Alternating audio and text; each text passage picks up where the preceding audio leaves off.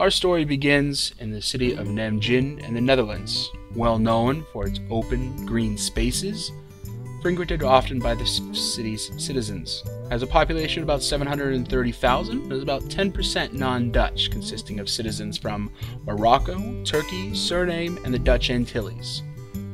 Research was conducted in two parks. One, Gophert Park, well known for its large outdoor concerts and large open spaces, frequented often by city citizens for soccer and family gatherings. Gophert Park also has an outdoor stadium, well known for its professional soccer games held throughout the year. Additional research was conducted in Thymie Park, a small neighborhood park located in the south of the city, frequented often by families. It's well known for its picnicking during warm summer months. About 26 observations were conducted at various times on different days of the week to trace everyday interactions and to note issues related to people's behaviors. The author entered the public space and observed people's actions, behaviors, and the context of the social situation, paying special attention to the presence of inter-ethnic interactions. During these observations, notes included the age group, gender, group signs, ethnicity, activities, and interactions. Our study now returns to California State University Chico in Northern California, where we have some examples of public spaces on the campus. Here you can see YOLO Fields, well known for its golf classes, as well as outdoor recreation courses. Many students also visit the BMU Plaza, which is a great place to gather with friends and enjoy meals, much like individuals do at Thymie Park. Trinity Commons is also well known for its open green spaces and walking areas, much like Gophert Park. Observations and semi-structured interviews are both qualitative research methods. The author, Dr. Karen Peters, explains in the beginning of the article that she conducted the research to explore the extent and nature of inter-ethnic interactions by focusing on leisure activities in the public spaces of ethnically mixed neighborhoods. She emphasizes throughout the article that her purpose was on the perceptions and experiences of various groups. She also writes that the objective of her research was to explore the meaning of public spaces and the interactions leading to social cohesion in neighborhoods. Her research was explorative and her data analysis relied on grounded theory, meaning that Dr. Karen's analysis wasn't guided by prior hypotheses, so the themes she identified when analyzing her field notes emerged from the data directly. At Gophert Park, the large city park, people tended to be more interactive due to the size of the park and the activities, soccer and kids running around, while at Theme Park, participants tended to stay within their own group or family and were less mobile. Second was interactions in public spaces.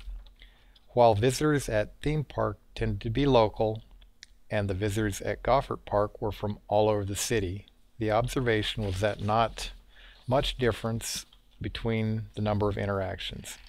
These interactions tended to be superficial in nature, as most visitors were not interested in starting up conversations, which was validated by the interviews.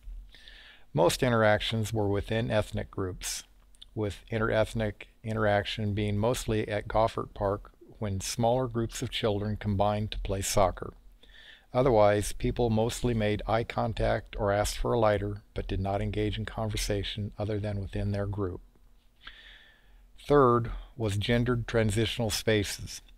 Although other research has shown that public spaces can be places for fear, especially for women, Most observations were that many women and groups of women and children visited both parks without fear. A 68-year-old Antillean woman noted, "When I go to Goffert Park, I go with my family or with my children. Sometimes more family members or friends come too. Goffert Park is nice, open, and friendly.